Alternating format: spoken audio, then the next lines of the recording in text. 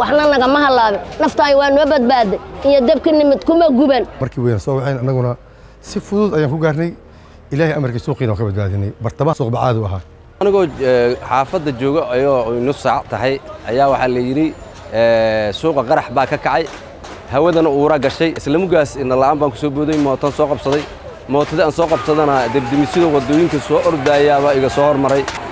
gurmad aad iyo aad mataqaanaa u hagaagsan aan helnay lagu xadiday dhibaatadii mataqaanaa halkan ka bilaabatay meesheedii waxaan ku koobnay oo ilaahay nagu garab siiyey baabuurkii iyo ajabkii isagu u gaaray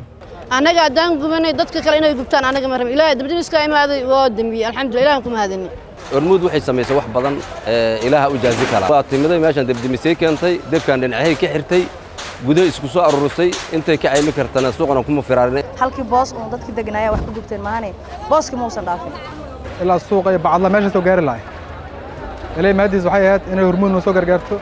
dabkii damiso guryaha noogu shanaad dabku ma gaarin dabdamiskaana ka gaarsiiyey maqaasiintaan ma qabsan korow ka qabsada kor waana laga dansho guryahan dheerdheer dabaqaya halkan korow ka qabsada dabdamiskaana ka reeba ankee waa soo dadaaleen waxay keeneen